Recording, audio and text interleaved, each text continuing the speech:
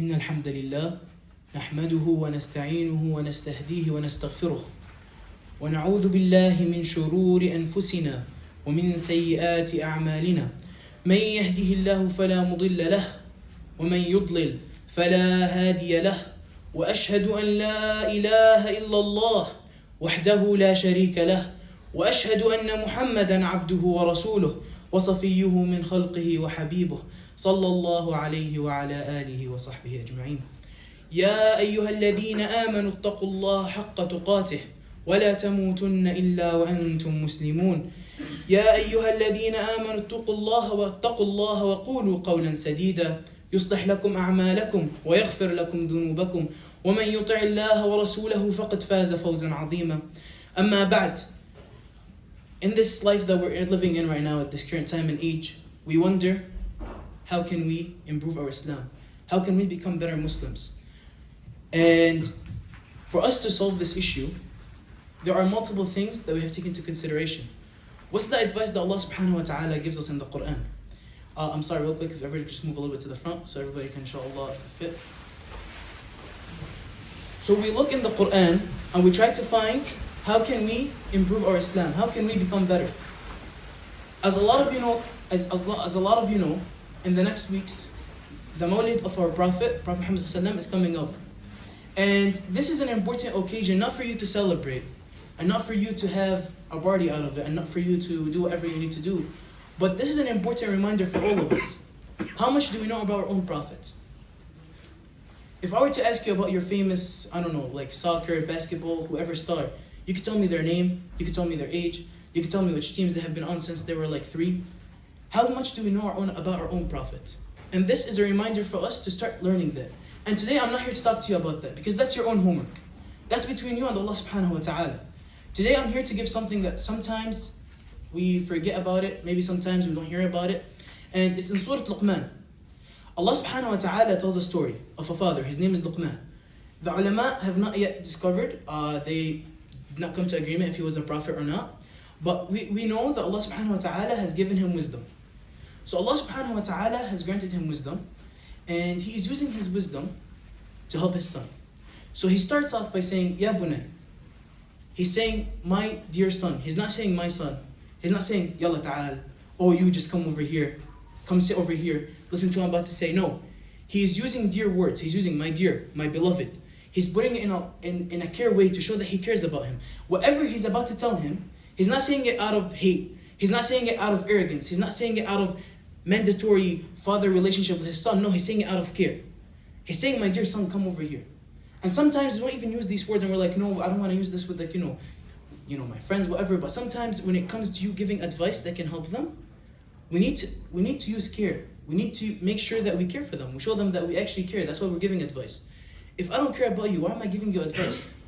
If you're not someone dear to me, why would I just tell you something random that's good for you? So you have to show the other side that you actually care about them. Not saying, oh, you have this issue, haram, you're going to Jahannam. No. Listen, because I love you, because I care for you, this is the advice I'm about to give you. And he starts by saying, Ya bunayya la tushrik billah, saying, do not take any associate with Allah subhanahu wa ta'ala. This is the first rule. Worship Allah subhanahu wa ta'ala only. There's no other associates that are with him. And this has began the conversation between Luqman and his son. Allah subhanahu wa ta'ala puts 2 ayat after. So the story is about to start, but Allah subhanahu wa ta'ala puts 2 ayat that are very important. And it talks about parents. So Allah subhanahu wa ta'ala mentions parents in the situation. Why? Because if Luqman didn't like his son, he didn't love his son, why would he tell him the following advice? We started with the first advice. And this is the most important advice you can give to anybody. Believe in Allah subhanahu wa ta'ala. Don't associate anybody with Allah subhanahu wa ta'ala. So he's saying how important your parents are to you, and how much they care for you, and how much they love you.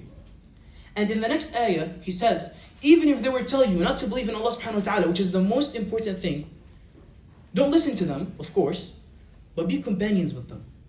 Still befriend them in this dunya. Even if our parents made a lot of mistakes, even at the end of the day, they're human. Whatever that happened, we let it go and we treat our parents with the utmost respect that we can do. Then we come back to the story. And he's saying to his son, imagine, I want you to find a mustard seed, a really, really small seed. in a huge boulder. And I'm not talking about a boulder a size of, like a bowl or something. I'm talking about a boulder the size of this room. And I want you to find it. So the first question that will come to our mind is, where's the boulder? So I can find the mustard seed inside it.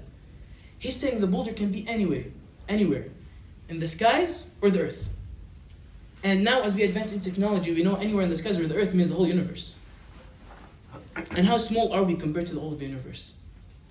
He's saying even if you manage to use any technology you find to manage or whatever, and you find it, then you would need to cut it in half, break it until you find the mustard seed. And even if you had, again, the machines for it, you'd cut the rock in half. How do you know if it's inside the middle? You don't know where it is. You would have to break every single piece until you get that mustard seed. You get that mustard seed size for all the rocks. And basically saying it's impossible. You can't do it. And then he continues by saying, Allah subhanahu wa ta'ala can bring it forth. And this means multiple things. What does this mean? And he's saying bring it forth in Arabic. He says ya'ti. He doesn't mean like, with hardship. Allah subhanahu wa ta'ala brings it with ease. And this can mean multiple things for us. What does this mean? If you have a good deed, today you walked out, you put $1 in the donation box, and you left. Probably nobody saw you, nobody cares what you did. You bought $1, you don't even matter. It's $1, what can it do? And you go. Allah subhanahu wa ta'ala, even if it's that small detail, He still has it for you. Allah subhanahu wa ta'ala can bring it forth in a second on the day of judgment when you need it. And it also applies for the bad. Even if you were to do a small sin towards someone, you backbited someone, even if it's a word, Allah subhanahu wa ta'ala can also bring it forth. And then the third way to think about this also, if Allah subhanahu wa ta'ala has written something for you, it's gonna come for you. If Allah subhanahu wa ta'ala has written you a job, money, something, Allah subhanahu wa ta'ala is gonna bring it forth to you. And this is where our trust in Allah subhanahu wa ta'ala comes in. And then he continues his advice. Make sure you establish salah. He does not say go pray. He says establish. Why establish? So if I tell all of you, go pray today, let's fix our salah. Seventh guy on the stage over here giving khutbah, talking about, make sure you pray your salah. Same idea. You're going to tell me, you know what, there's this dumb guy that was giving khutbah and he told us go pray. You know what, I might as well pray Asr today. Why not? Change of plan. I don't pray anyway. Today I'm going to change it. I'm going to pray Asr. You pray Asr. Then Maghrib time comes, you're like, no. 2 salahs, there's Jumu'ah and Asr. That's too much for me. You know what? Cancel. Khalas. Or let's say you continue the whole day. You get up to Isha. Then you tell yourself, tomorrow, Saturday, finally, 5 days a week of college. No, I'm not waking up to pray Fajr. There's no way you're making me do that. And then it comes to the idea of established prayer. If you were thinking about prayer as a pillar, and everything else fits around it, how do we make our everything schedule after college schedule? My classes are from 10 to 11. From 11 to 12, I'm doing this, I'm doing that. So it depends about making the salah the most important thing. If you were to go to a job interview and you'd be like, when is my lunch break? I work from 8 to 3. They're going to tell you your lunch break is at 9. You ask, is it fine if I switch it to 1? So I want to pray and do lunch. Even if they don't give you that lunchtime, they're going to still see that you asked for it. And they're going to be like, he cares about his prayer. That was the first question he asked. And then they're going to give it to you regardless. They're going to be like, it's fine, you can take 5 minutes out and pray and come back. Your salah is your pillars. If you build everything else around them, salah is going to become easy. Everything else is going to become hard because now you're going to have to just find the timing for it. But salah becomes super easy. It becomes really simple. And that's why he told his son, he didn't tell him, go pray. He didn't just tell him, go pray because his son can pray for a year, 2 years. Then he's going to find it hard. He's not going to find his connection with Allah subhanahu wa ta'ala. But when he told him, establish your prayer, then he was like, wait, I need to think about this. When do I put prayer in my schedule? It's not part of my schedule. It's like a course book. We all are taking, alhamdulillah, we're getting into majors and doing a bunch of things. There are classes that are required for you to take.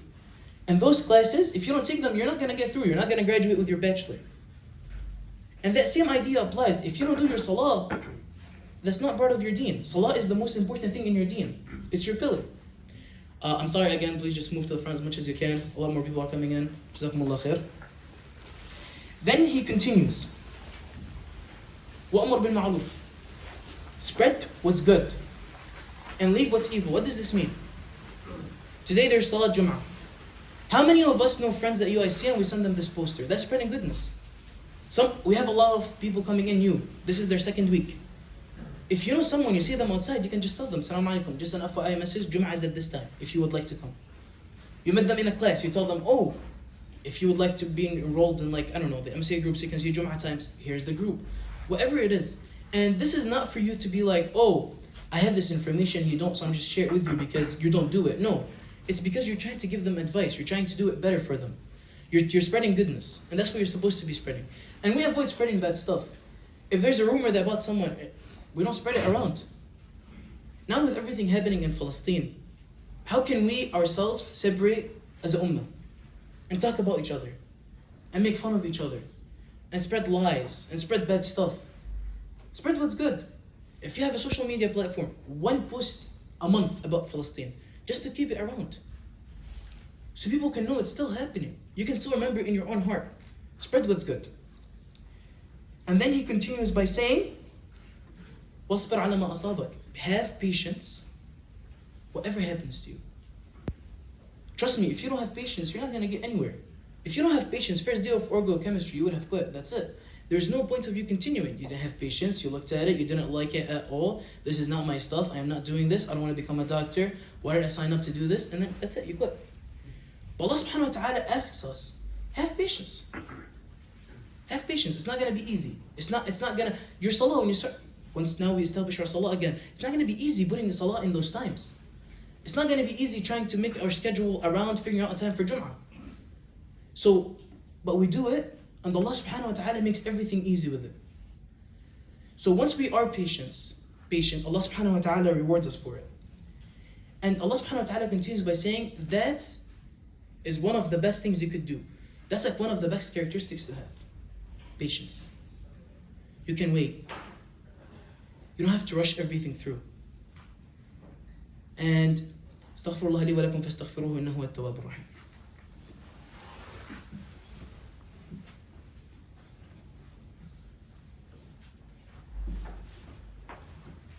Bismillah ar-Rahman ar-Rahim. We continue with, inshallah, 2 more quick advices, so inshallah we could conclude. And he says in 2 more ayahs, the first one saying, وَلَا تُصَغِرْ خَدَّكَ لِلنَّاسِ وَلَا تَمْشِي فِي الْأَرْضِ مَرْحًا. Do not, when someone is talking to you, do not look this way. Don't look that way. Don't roll your face. Don't go on your phone. Because if you're doing that to them, they're not going to listen to you. Once they talk to you and they're trying to give you something, they're not going to give it to you again. If your professor was teaching you and you're sitting in the front and he looks at you directly and he's saying something and you just go on your phone randomly, they're not going to appreciate it. I'm trying to tell him information, I'm trying to spread it, I'm trying to help him, I'm trying to advise him, but he's not listening. That same idea goes, if someone is talking to you, you show them respect. And وَلَا تَمْشِي فِي الْأَرْضِ مَرَحًا, meaning do not just walk for no purpose. You're walking just for no purpose. You have no purpose. You're doing nothing. And you don't have a plan. You don't know what you're doing. You're just making it go and go as time goes. And then he continues by saying, وَقْصِدْ فِي مَشْيِكَ وَغْضُضْ مِنْ صَوْتِكَ. Make sure that when you walk moderately. You're not running. You're hitting people around. You're not walking too slow that you're stopping traffic. I'm sorry, I can't. Please move to the front. I'm so sorry. Tfaddal. Just move a little bit more to the front as much as you can. Jazakumullah khair. Make sure that when you're walking moderately.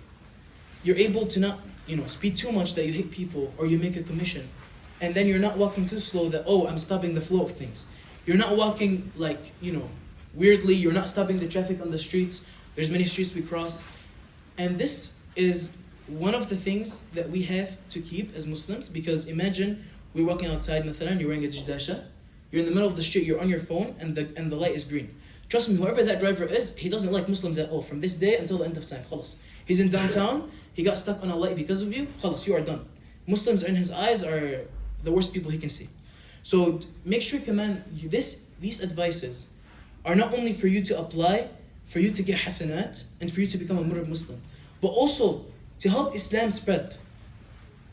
Because if you listened and you paid attention to all of those stuff, they would get you to a place where other people outside of Islam see you differently. If you were the first person that established your prayer and you went and applied for a job at this company, and now they give you that time to pray. They didn't know, oh wow, Muslims need to pray. You're the first Muslim we ever had. Now the next Muslims, until the end of time are always going to have the same thing. They're going to come in, they're going to ask for salah, and they're like, oh, actually we have something ready. We have a prayer room. Now we advanced because not enough Muslims are here for this. And this is what needed. And then the last thing, and I'm sorry for taking too long, make sure you lower your voice. You're not speaking too loudly. You're not yelling when you're talking to someone. You're not screaming. You are not spreading. You're not being too loud. We sit in a library. We scream. Oh, these Arabs always scream in the library. No, this is not how we are. What we are as Muslims is we follow these advices, and this is an advice from a father to his son. And I'm not talking about a prophet. I'm not talking about this is from Allah subhanahu wa ta'ala. I'm talking about an advice from a father to his son. And see how this advice, we're learning about it today. Imagine an advice you tell anybody, but you tell it to them with actual care. You're not telling it out of jealousy and out of hatred and out of showing off. You know what? I found this way for you to study better. I don't know if I want to tell you. Why are you keeping it? You want to show care to the other person. You want to, listen, I know you're taking this class. I want to help you. Here's some tips. Here's some methods. مثلا, why didn't you see you at Jum'ah? I don't know there's a Jum'ah. Okay, that's fine. Here's the Jum'ah detail. You don't go to Jum'ah. Wow, that's crazy. Imagine being Muslim and not going to Jum'ah. That's not the right way we can guide people. And see how this advice lasted until today.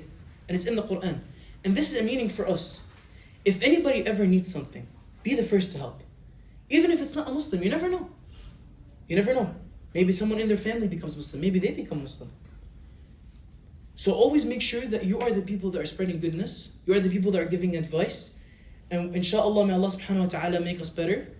And عباد الله إن الله وملائكته يصلون على النبي يا أيها الذين آمنوا صلوا عليه وسلموا تسليما اللهم صل على محمد وعلى آل محمد كما صليت على إبراهيم وعلى آل إبراهيم وبارك على محمد وعلى آل محمد كما باركت على إبراهيم وعلى آل إبراهيم في العالمين إنك حميد مجيد اللهم أعز الإسلام والمسلمين وذل الكفر والكافرين يا رب العالمين ربنا آتنا في الدنيا حسنة وفي الآخرة حسنة وقنا عذاب النار عباد الله إن الله يأمر بالعدل والإحسان وإيتاء ذي القربى وينهى عن الفحشاء والمنكر والبغي يعظكم لعلكم تذكرون اذكروا الله العظيم الجليل يذكركم واشكروه على نعمه يزدكم ولذكر الله أكبر والله يعلم ما تصنعون وأقم الصلاة